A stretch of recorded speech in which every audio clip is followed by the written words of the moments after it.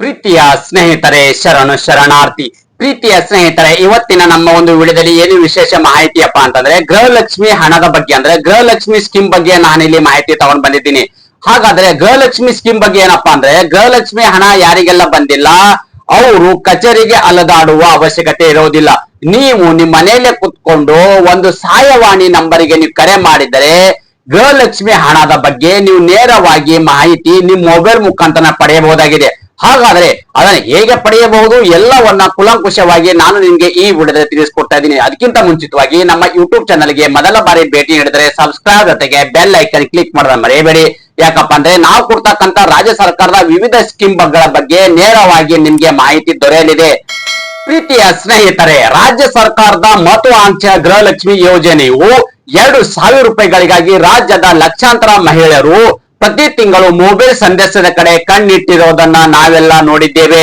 ಆದರೆ ತಾಂತ್ರಿಕ ಕಾರಣಗಳಿಂದಲೋ ಅಥವಾ ಇನ್ಯಾವುದೋ ಸಮಸ್ಯೆಗಳಿಂದ ಹಣ ಬಾರದೇ ಇದ್ದಾಗ ಮಹಿಳೆಯರು ಬ್ಯಾಂಕಿಗೋ ಅಥವಾ ಕಚೇರಿಗೆ ಅಲೆದಾಡುವ ಸುತ್ತಾಡುತ್ತಿದ್ದಾರೆ. ಇದು ಸರ್ವಸಾಮಾನ್ಯವಾಗಿದೆ.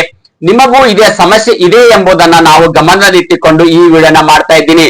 ಇನ್ನು ಮುಂದೆ ನೀವು ಎಲ್ಲಿಗೂ ಹೋಗಬೇಕಾಗಿಲ್ಲ. ನಿಮ್ಮ ಮನೆಯಲ್ಲೇ ಕುಳಿತು ಒಂದು ಫೋನ್ ಕರೆ ಮಾಡಿದರೆ ಸಾಕು, ನಿಮ್ಮ ಹಣದ ಸ್ಥಿತಿಗತಿಯನ್ನ ನೀವು ತಿಳಿಯಬಹುದಾಗಿದೆ.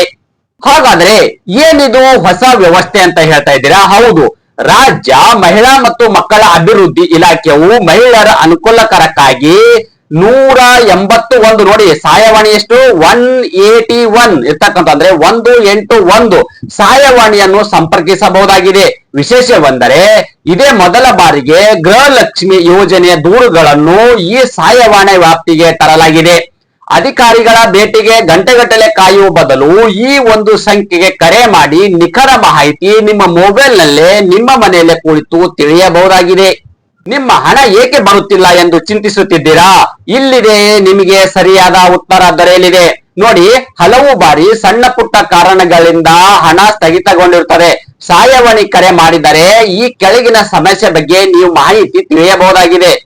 ಮೊದಲನೇದಾಗಿ ಏನಪ್ಪಾ ಅಂದ್ರೆ KYC, ಅಂದ್ರೆ ನೀವು ಮೊದಲನೇದಾಗಿ ನಿಮ್ಮ ಬ್ಯಾಂಕಿಗೆ KYC ಆಗಿದೆ ಇಲ್ಲ ಅಂದ್ರೆ ಆಧಾರ್ ಕಾರ್ಡ್ ಅಪ್ಡೇಟ್ ಆಗಿದೆ ಇಲ್ಲ ಎಂಬುದನ್ನ ಕನ್ಫರ್ಮ್ ಮಾಡ್ಕೊಳ್ಳಿ.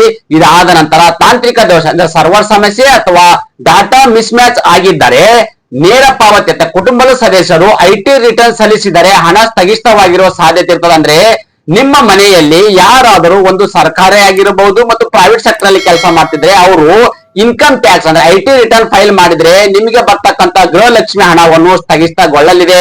ಅದೇ ರೀತಿ ಬ್ಯಾಂಕ್ ಬದಲಾವಣೆ, ನೀವು ನಿಮ್ಮ ಆಧಾರ್ ಕಾರ್ಡ್ ಲಿಂಕ್ ಆಗಿರುವ ಖಾತೆ ಬದಲಾಗಿಸಿದ್ದರೆ ಅದರ ಬಗ್ಗೆ ನೀವು ಖಚಿತವನ್ನ ಪಡೆದುಕೊಳ್ಳಬಹುದಾಗಿದೆ.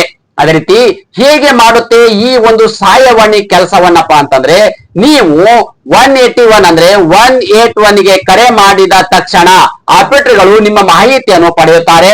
ನಿಮ್ಮ ಸಮಸ್ಯೆ ಯಾವ ತಾಲೂಕಿಗೆ ಸೇರಿದೆ ಎಂದು ಗುರುತಿಸಿ ಆಯಾ ಭಾಗದ ಮಹಿಳಾ ಮತ್ತು ಮಕ್ಕಳ ಅಭಿವೃದ್ಧಿ ಇಲಾಖೆ ಅಧಿಕಾರಿಗಳಿಗೆ ರವಾನಿಸುತ್ತಾರೆ. ನಂತರ ಅಧಿಕಾರಿಗಳಿಂದ ಮಾಹಿತಿ ಪಡೆದು ನೇರವಾಗಿ ನಿಮ್ಮ ಫೋನ್ ಮೂಲಕವೇ ಪರಿಹಾರವನ್ನು ತಿಳಿಸಿಕೊಡುತ್ತಾರೆ. ನೆನಪಿಡಿ, ಇದು ಬರೀ ಹಣದ ವಿಚಾರ ಮಾತ್ರವಲ್ಲ. ಈ ಸಹಾಯವಾಣಿ ಕೇವಲ ಗೃಹಲಕ್ಷ್ಮಿ ಯೋಜನೆಯ ಹಣಕ್ಕಷ್ಟೇ ಸೀಮಿತವಲ್ಲ, ಮಹಿಳೆಯರ ಸುರಕ್ಷತೆಗಾಗಿ ಕೂಡ ಈ ಒಂದು 24/7 ಗಂಟೆಯು ಲಭ್ಯವಿದೆ. ಹೇಗಪ್ಪ ಅಂತಂದ್ರೆ ಯಾವ್ಯಾವ ಒಂದು ಉದಾಹರಣೆ ಹೇಳೋದಾದ್ರೆ, ಕೌಟುಂಬಿಕ ದೌರ್ಜನ್ಯ ಅಥವಾ ಕಿರುಕುಳ ನಡೆದಿರೆ ದೂರ ನೀಡಬಹುದು. ವರದಕ್ಷಿಣೆ ಕಿರುಕುಳ ಅಥವಾ ಲೈಂಗಿಕ ಕಿರುಕುಳದ ಬಗ್ಗೆ ಮಾಹಿತಿಯನ್ನ ನೀಡಬಹುದು. ಮಹಿಳೆಯರಿಗೆ ಸಂಬಂಧಿಸಿದ ಯಾವುದೇ ಕಾನೂನು ನೆರವು ಬೇಕಾದರೂ ಇಲ್ಲಿ ನೀವು ಈ ಒಂದು ಸಹಾಯವಾಣಿ ಕರೆಗೆ ಅಂದ್ರೆ 181 ಸಹಾಯವಾಣಿ ಕರೆಗೆ ನೇರವಾಗಿ ಸಂಪರ್ಕಿಸಬಹುದಾಗಿದೆ.